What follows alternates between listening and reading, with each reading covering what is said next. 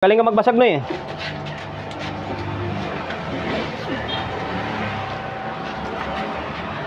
Yan. Natin kung ano yung pinakalaman yan. Okay. Yan ang dapat na pagbabasag. Tanga, ganda. Tulid. Tingnan nyo. Yan. Ganyan yung laman loob ng output transistor na ginamit ni Cymar na CE30. So ulit, kita nyo naman ang laki ng pinakaloob nyo. Tapos kumikinang yung tanso. Okay. Tapos yung isa. So ulit. Yan, basag ka. Basagin mo pa no eh, para mas makita ng ilalim. Yun. Okay, ngayon kitang-kita yung kagandahan niya. So ngayon guys, bali ito na, nabaklas na natin yung pinaka power supply niya. Ngayon, same lang din na proseso ang gagawin natin dito. Same procedure ba? Baklas tayo ng isa, tapos lalagarin natin. Yan, bala ka mamili dyan kung alin yung baklasin mo. Lapag. Yan. Hindi, inangan mo muna. Tingga. Yan, kailangan tinggaan mo na para mas lumambot siya, madali sa ilahin. Hindi na natin kailangan ng sanction dyan, ilahin na lang siya, dandahan. Bakit rin tingga na eh? Hindi tayo nakabili, bukas pa ako bibili. Ayan, halalay lang.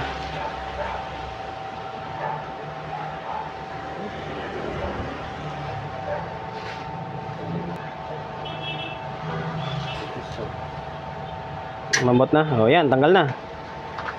Ayun, ito na naman, moment of truth na naman to. Pandikit pala. Timbang. Kaya pala tutis. Meron yan, sealant. Timbangin natin kung ilang gramo yan. Ba? Ito baka sabihin nyo, pinalitan natin. Wala yan, pares lang sila ng brand yan, timbangin natin. 118. 118 grams. Mabigat siya, no? Mas mabigat to sa isa. Yan 118. Yan, transistor naman. Maklas tayo, magkapares yan eh. Kung sabihin natin negative dito, positive yan sa kabila na yan.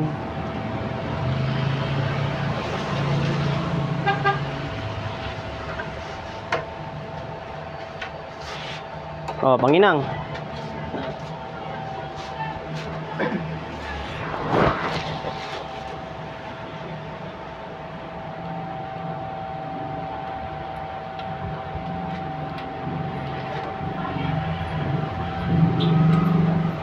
Okay, isa. Ito yung isa. Tapos habang binabaklas yung isa. Ang value nito NGW 21194. Yan, tapos yung isa naman tayo natin habang tinatanggal ni Toto. Wag mong pirsahin to. Masama yung cutting to. Lalay lang habang mainit siya saka pahila. Kanay. Yan. Kasi pag ginila mo yan, sasama yung cutting. Yan. Ito naman yung isa is NGW na 2193. Yan, 2193.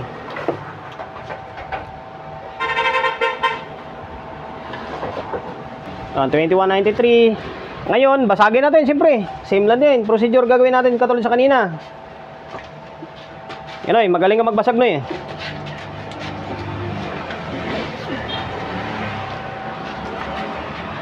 Yan.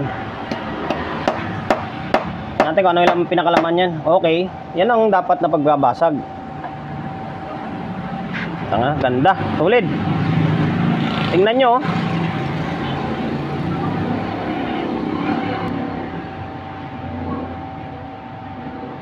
Ganyan yung laman loob ng output transistor na ginamit ni Cymar na CE30. So ulit, kita nyo naman ang laki ng pinakaloob nyo. Tapos kumikinang yung tanso. Okay, tapos yung isa. Sa ulit. Yan, basag ka. Basagin mo pa, Noy, para mas makita ng ilalim. Yun. Okay, ngayon kitang-kita yung kagandahan niya. Ayun, same mo. Kumikinang yan, ha, baka sabihin nyo sa flashlight lang natin. Hindi, kung talaga siya, kumikinang talaga. Tapos ang laki ng chips niya sa loob. Yan, sulit na sulit. Ayun, sana naipakita ko ng maayos sa inyo. Tayo sa may transformer, kung tanso siya or alum. Tapos capacitor, nalagari na natin yung output na biyak na natin. Dito tayo sa may voltahe na kakalabasan, kung ilan yung voltahe na lalabas dito. Kanyan, di ba? 126. Tingnan natin kung 126 ka talaga siya. Mag-aanda lang ako ng panukat natin, yung tester. Isasalpak ko lang muna.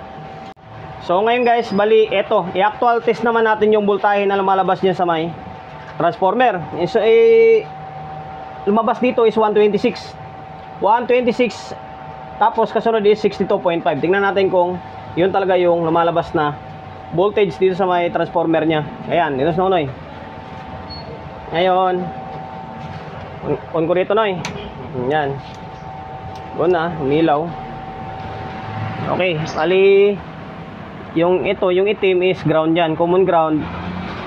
Sige, suwat ka sa may pula mo na, Noy. Pula.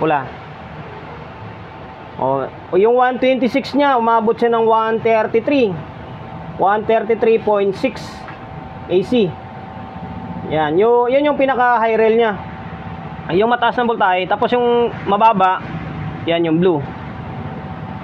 66.8. Yung mababa dito is 62.5. Umabot siya ng, nag-increase siya ng 5 volts kada voltahe. 66.9 na siya. Yun, legit. And then tamang-tama yung sukat ng voltahe niya. So ngayon guys, bali naipakita na namin lahat sa inyo. Yung transformer, legit tanso siya. Tapos yung pinaka-supply niya, capacitor. Ayan, nalagari na natin pati yung output niya. Wala na. Ulitin natin, Cymar na CA30, Cymar Power na CA30 na professional power amplifier. Yan. Yun, sana nakapagbigay idea ako. Sa presyo nito, nasa 23K SRP.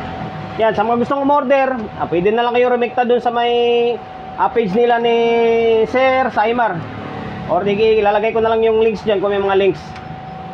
Yun, hanggang dito na lang yung vlog natin. Promotion, bago tayo magtapos, siyempre shop natin, always on the go na, 24/7.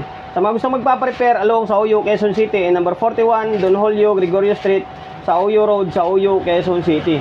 Social media pages natin, sa mga hindi pa nakapag-follow, paki-follow, and then siyempre paki-share ng mga walang kwentang video natin sa my Facebook, YouTube channel. Sa mga hindi pa nakapag-subscribe, paki-subscribe, like, share, and then siyempre paki-hit ng bell button sa gilid para updated ka sa mga susunod na video na i-upload ko. Ingat, God bless, and then peace natin lahat.